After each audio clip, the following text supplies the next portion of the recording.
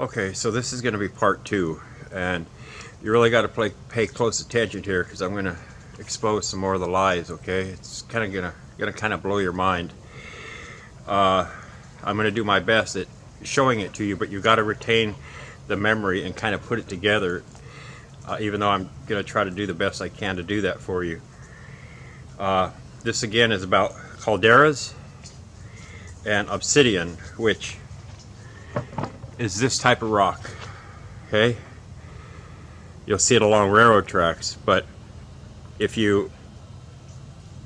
I'll put some pictures here, but inside the petrified tree, plant, shrub, bush, vegetation, or even tropical, you'll see the same thing, but on different colors.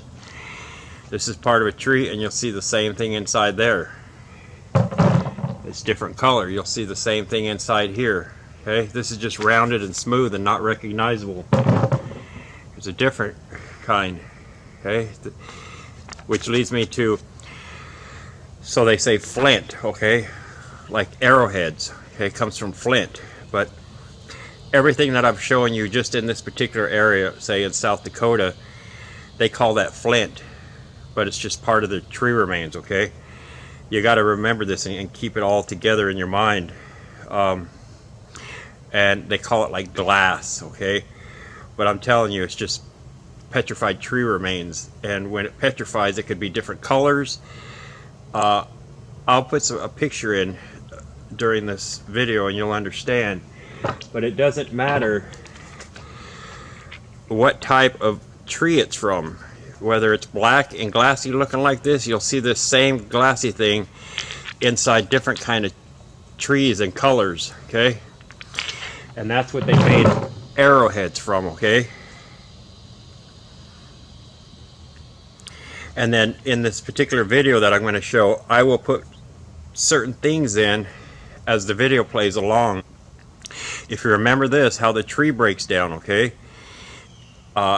whether it's a massive piece, hundreds or thousands of feet across, or in smaller pieces, they always have the flat edges. You're going to see that here. You're going to see obviously that it's not lava flow, that it's the remains of a tree, like the inside core of it, which I'll show you pictures in it. When you get to the inside core of the petrified tree, there could be all kinds of colors. It could be black, it could be beige, it could be brown, it could be yellow, purple. It depends on whether it was a plant, tree, shrub, bush, vegetation. And when it comes to arrowheads, they come in all different colors. It was just they made it from they call it flint, but it's from the inside of the tree that petrified. Okay, but once again, I'll show you.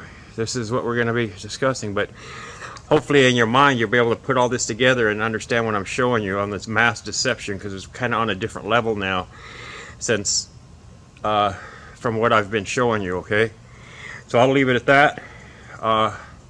I hope you understand the video. I hope you watch it. It's not that long, and you'll really gain a lot of knowledge from this. Okay, thanks.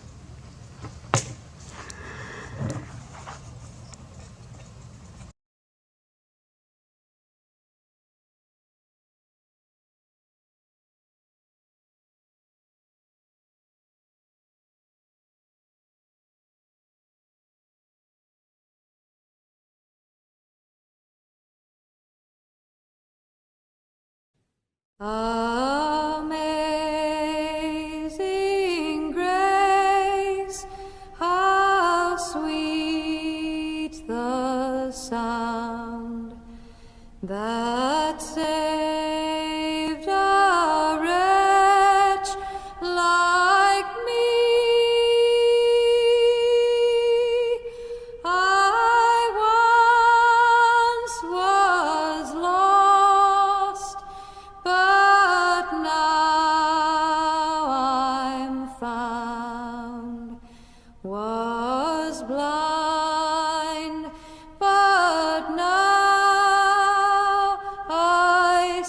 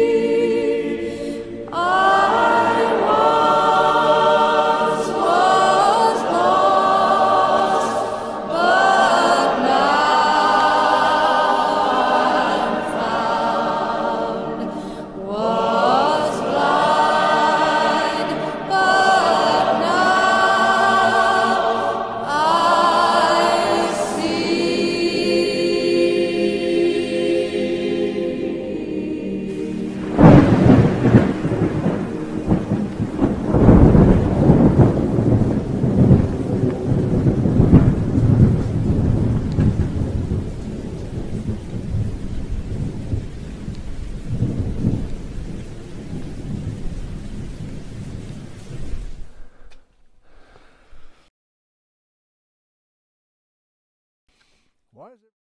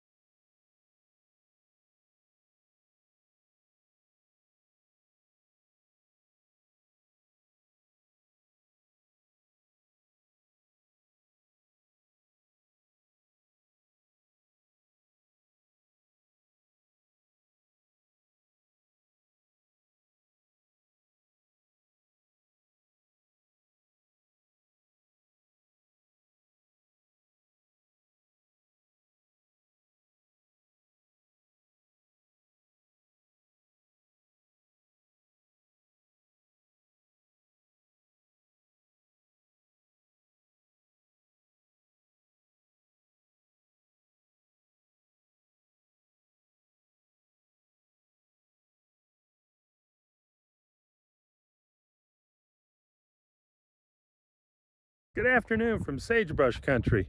In the glass buttes of eastern Oregon, they're behind me in the distance. And what makes them special is all the obsidian that's found here, and lots of different colors of it. And it's just laying around on the ground. Look at the dark obsidian there, the black obsidian. There's different colors of it, black and brown. And we're gonna go look around and find some. Come along.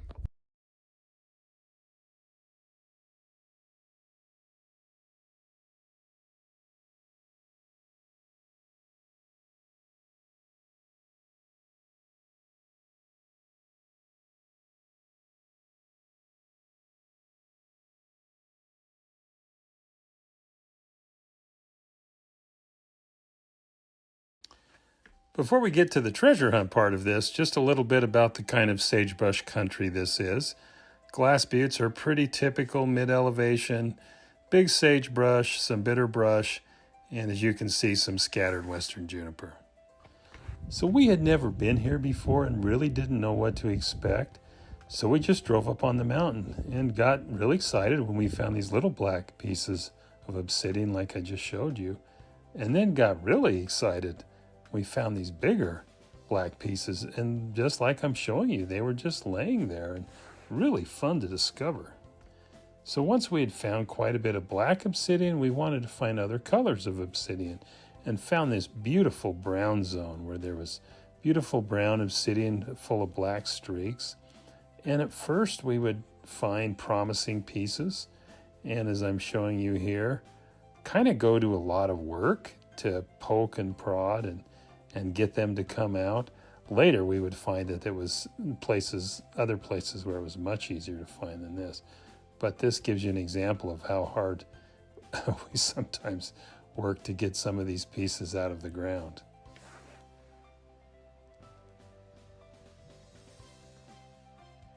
The glass buttes are on Bureau of Land Management land, and they allow a person to collect 250 pounds of obsidian a day. We couldn't help but get more than we needed. And I'm showing you how abundant it is in places and what the size are. I included a glove for scale here. And the colors are just beautiful. There's so many different color phases of it. It's just really fun to find. We camped overnight in the glass buttes and had extra time to explore around. And the more we explored, the more acclimated we got to finding different obsidian zones.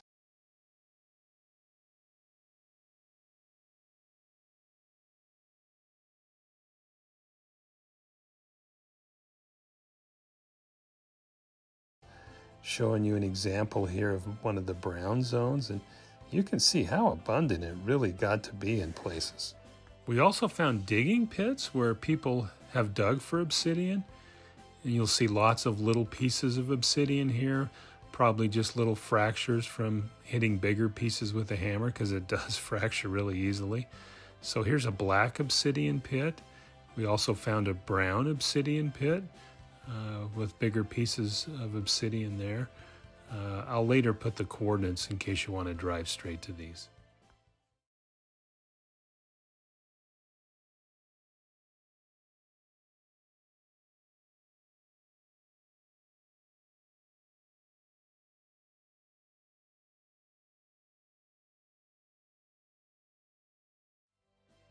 We had a lot of fun doing this. It was just like a treasure hunt. And here's an example of some of the treasure that we came home with, some of the different obsidian types.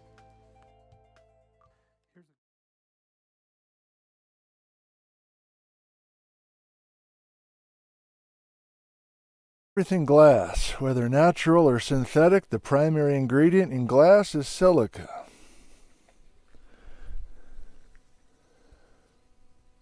$1,300 years old.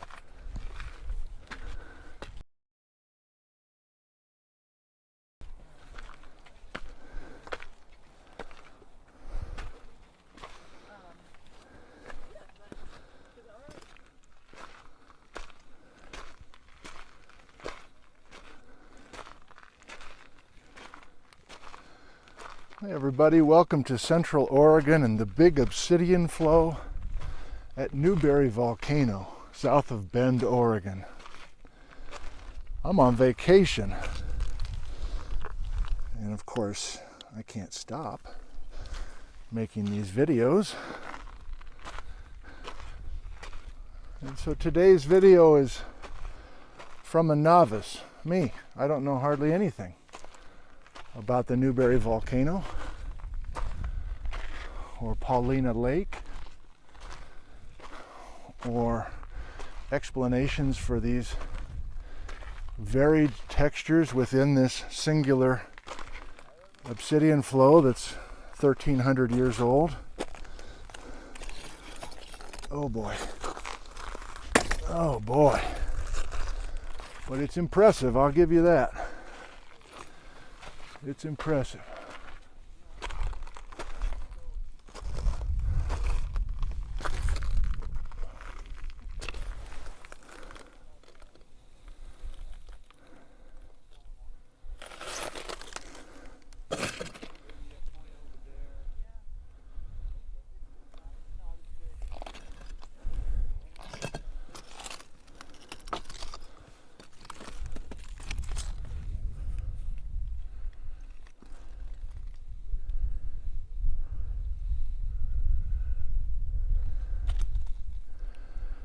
Why is this so varied?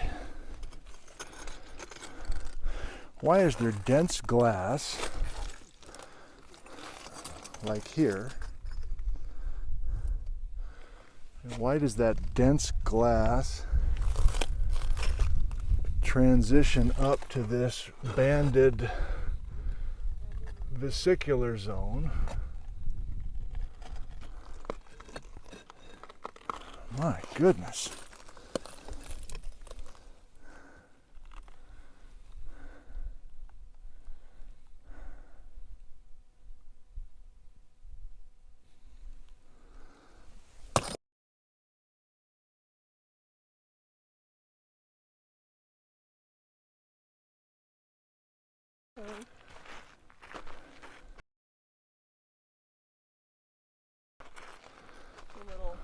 Okay.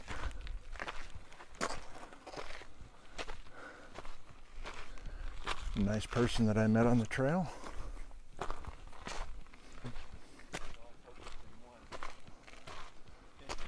I guess she survived Lake Ann.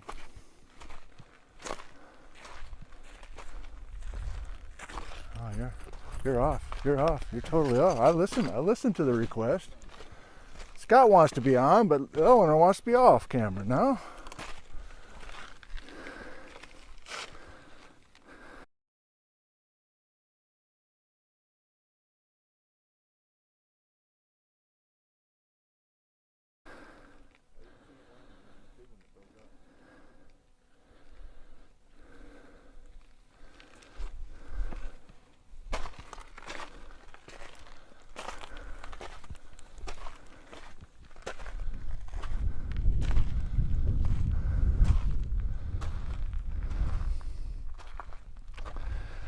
Okay, I'm going to read this placard to you.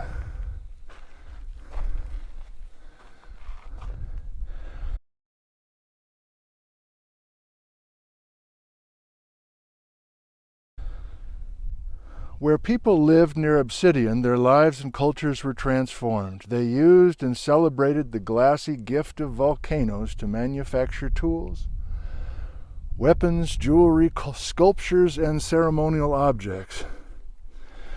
To ancient Central American people, the importance of obsidian for the economies was similar to that of steel for the economies of modern industrial nations. Obsidian is rare and found in all places around the world. Obsidian and mythology were powerfully linked. In ancient Mexico, the gentle Aztec god Tilton, or Little Black One, emanated from this obsidian mask, which brought darkness and peaceful sleep to children in their beds.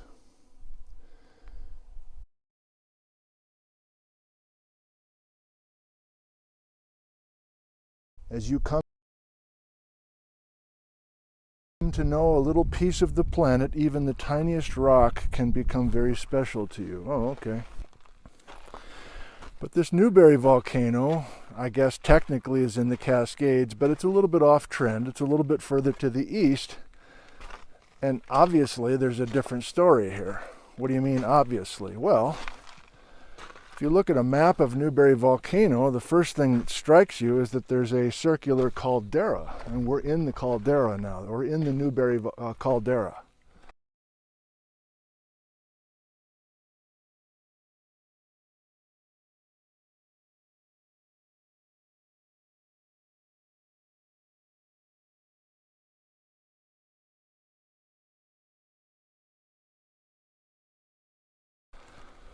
So you're like, oh, caldera, you mean like super volcano? Well, kind of. Although I start to lose it a little bit. What are the votes that we're in a super volcano here at Newberry? Well, we have a circular caldera and we have all of this extremely high silica lava rock, rhyolites, and yes, this obsidian is essentially rhyolite, although it certainly doesn't look like it. You know what rhyolite looks like generally, don't you? Rhyolite generally is pink colored. Let me get out of my own shadow here. So this obsidian is a bit of a mystery to me, I gotta say. I'm sure it's all been worked out, but I have not learned why high silica, let's say 75% silica magma, extrude sometimes in this incredibly glassy nature. And why isn't everything just a why isn't everything here a pyroclastic flow?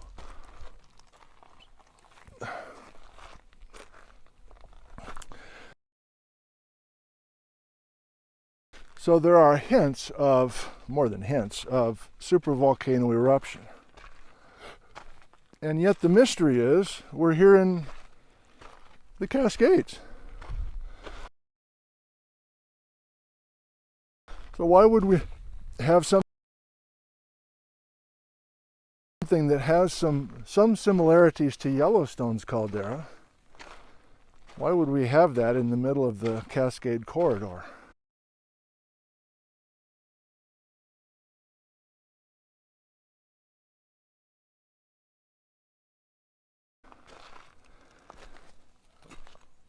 I don't know. But what I do know is something called the high lava plains volcanic age progression. Have you heard of it? I know very limited things about it. But this Newberry volcano is on trend with this high lava plains age progression. As memory says, and I didn't do my homework, but as memory says, if you look at a map, a geologic map of eastern Oregon, and you look at the age of the volcanic rocks in the high lava plains,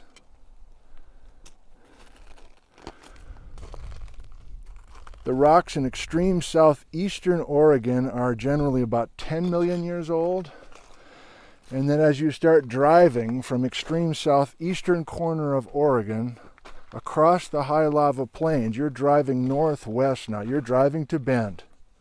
Just imagine a road coming right down the guts, right up the guts of the high lava plains. And you're looking at the age of the volcanic rocks, the high lava plains, 10, and then it's 9 million years old. Then it's 8 million years old. 7, 6, 5, 4, 3, 2, 1. And by the time you get here to Newberry, you get this stuff that's younger than 1 million years old. You can Google it to double check me. And why would we have a traveling heat source? Well, is this a hotspot thing again? I need to learn, but stuff that I've read and seen, I'm not totally sure how to explain this age progression of the high lava plains, terminating with the youngest stuff here at Newberry. Oh my goodness, look at this stuff.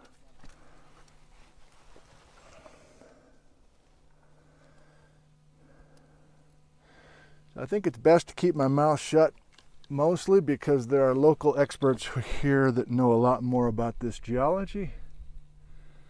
Maybe what I can best offer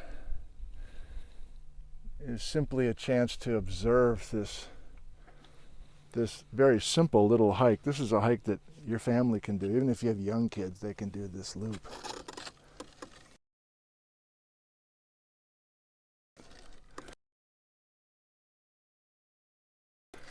I think people have been working hard to develop a chemical fingerprint for Native American tools, especially those made of this black obsidian, and been able to pinpoint how far traveled some of those arrowheads were. I don't know anything about that, but I'm thinking about it for the first time, and as many of us do, trying to take new information and fold it in with things that we already are familiar with.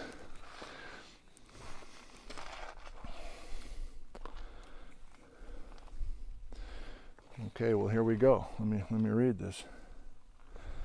Obsidian was money. It bought valuable goods such as fish, shells, and roots, tracing tools to their origins. As original as a fingerprint, each obsidian flow has its own chemical signature different from any other flow. Using laboratory techniques, artifacts are matched to their place of origin. Big obsidian flow artifacts have been found hundreds of miles away. Okay, hundreds of miles. Do you know of obsidian that could have been a source for some indigenous tools for folks in the Midwest?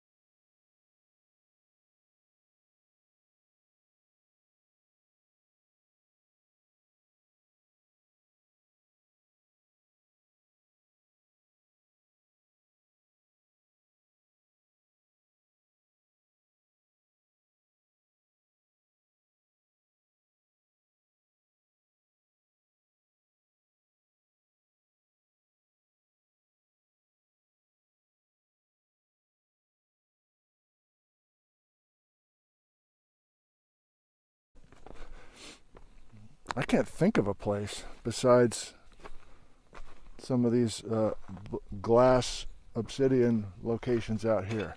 Yeah, I just got to shut up and start just showing you some of this stuff. How about I just shut up for a second?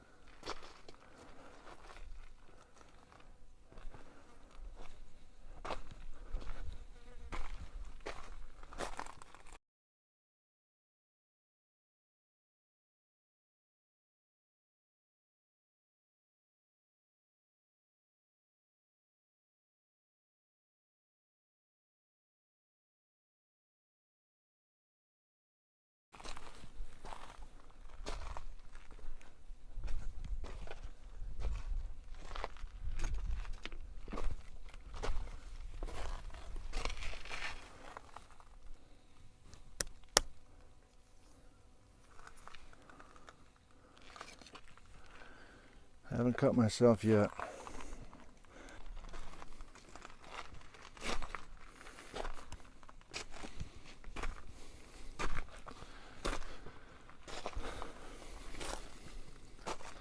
So presently, I'm confused about the Newberry volcano. And I think geologists have been confused about the Newberry volcano for generations.